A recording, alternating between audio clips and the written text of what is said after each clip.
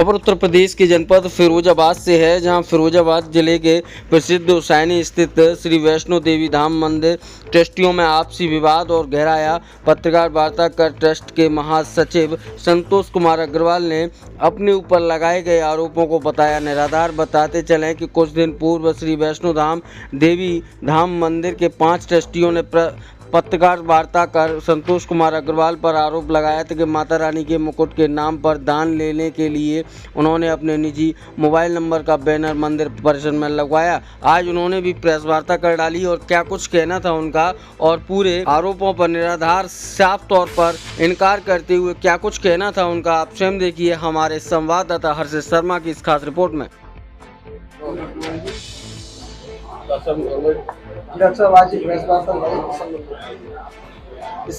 आज इस प्रेस वार्ता का उद्देश्य यह है कि पिछले दिनों एक प्रेस वार्ता हमारे कुछ ट्रस्टियों द्वारा की गई थी, जिसमें बहुत ही शर्मनाक और गलत आरोप लगाए गए थे। उसमें प्रथम आरोप ये था कि माता का मंदिर का जो मुकुट बना है, उस मुकुट के लिए सोने की जनता से उगाही के लिए संतोष अग्रवाल ने अपने अकाउंट में पैसे लाखों रुपए इकट्ठे किए हैं और उसका कोई हिसाब किताब नहीं, उसका गबन कर रहे हैं।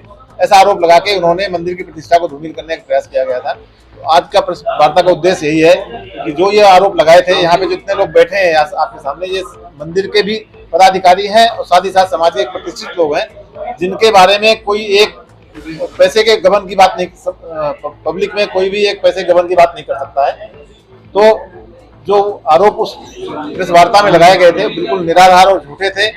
कहीं भी संतोष अग्रवाल ने ये कहा है कि अगर मेरे अकाउंट में एक भी पैसा किसी दानदाता ने दिया हो या ट्रांसफर किया हो जिसके लिए वहां पे प्रेस वार्ता में लाखों रुपए के गबन का आरोप लगाया गया है, तो मैं चैलेंज करता हूं उनको कि मेरे सामने आए और गबन का एक पैसा भी मेरे अकाउंट में दिखा दें।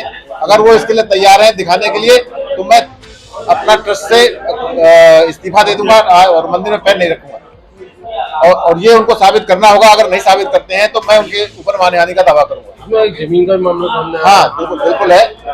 ये जमीन का विवाद कई वर्षों से चल रहा है। मंदिर के लिए 2002 में 11 लोगों ने मिलकर जमीन खरीदी थी और वो तब से उसके फाउंडर और एक तरह फाउंडर ट्रस्टी हो गए।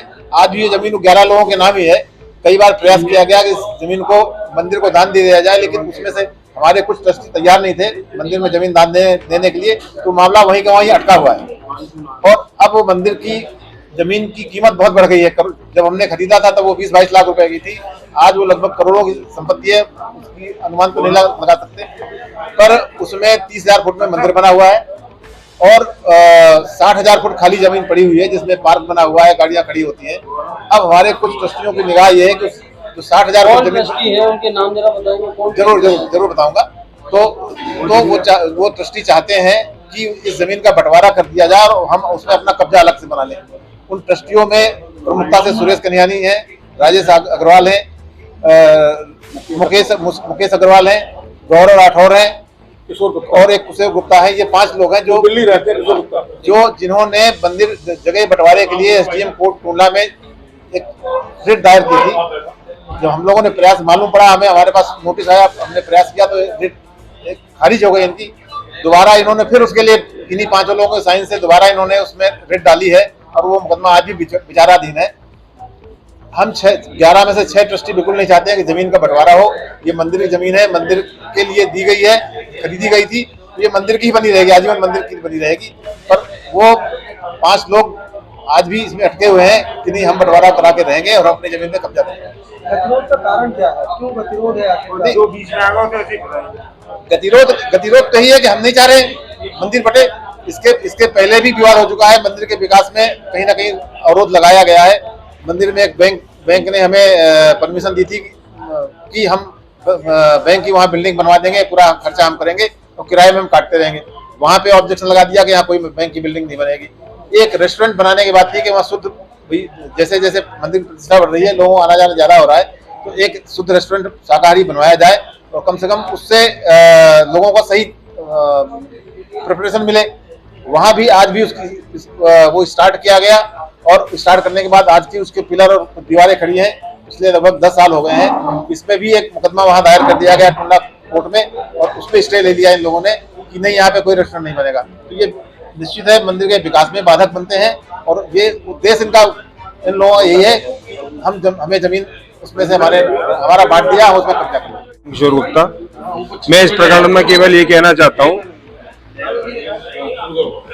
जैसे 2004 में हम 11 लोगों ने जमीन खरीदी थी, तभी ये प्रण किया था कि इस पे मंदिर का निर्माण कराएंगे। उसी मंदिर के निर्माण कराने के संकल्प को लेके हम बाजार में गए, बाजार से हमने लोगों से पैसा लिया, उसी पृष्ठभूमि में इसमें पैसा लगाते गए और मंदिर का निर्माण होता गया।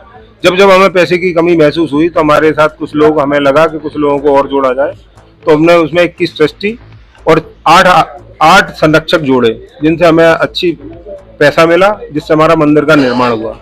अब ये लोग कहते हैं कि साहब वो जमीन हमारी है, तो मैं इसी पृष्ठभूमि में कहना चाहता हूँ, MG कॉलेज है यहाँ पे, उसमें बाल बिहारी लाल शर्मा और बाल किशन गुप्ता जी के नाम में जमीन है वो, तो क्या वो जमीन उनकी हो गई? उनके बच्चे कल को कहेगा साहब वो तो हमारे बाप दादा की जमीन है, हम उसमें ले लें? जो जमीन जिस संस्था के लिए बनाई गई, जिसमें वो संस्था का निर्माण हुआ, मंदिर निर्माण जमीन में हुआ, तो जमीन तो माता रानी की है, मंदिर परिसर की जमीन है, उसमें जमीन के बंटवारे की बात कहाँ से आती है? ये कूटनीति के तहत उसको बार बार बंटवारे के लिए कहते हैं। एक बार SDM कोर्ट में फैसला, SDM कोर्ट ने उसको केस को खारिज कर दिया।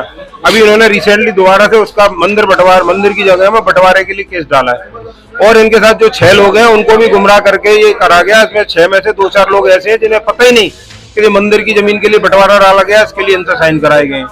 उनसे भी वार्ता का आप लोग पता करेंगे तो कम से कम 2 लोग तो उसमें से ऐसे निकलेंगे जिन्हें ये लगे अच्छा मंदिर की जमीन पर बंटवारा डाला है, तो वो अपने आप ही पीछे विड्रॉ कर लेंगे। इसमें 2 लोग, सबसे महत्वपूर्ण व्यक्ति जो है इस षड्यंत्र के लिए सुरेश कन्हैया नहीं है, जो जिंदगी से ये कहते आए हैं कि मैं साहब रस्सी का सांप बनाना जानता हूँ, और कोई मेरे बीच में आएगा तो उसको मैं देख लूंगा, और मैं पत्रकार हूँ। तो मैं आप लोगों से निवेदन कराऊंगा, बड़ी बात माफी चाहता हूँ, ये पत्रकारिता के नाम पे भी कलंक है। आप लोगों को आपकी कमेटी में, आपके जो एसोसिएशन है उसमें इस बात को रखी जानी चाहिए कि ऐसे व्यक्ति को पत्रकारिता के उससे भी थोड़ा सा, उससे सामंजस्य दूरी बना के रखी जाए।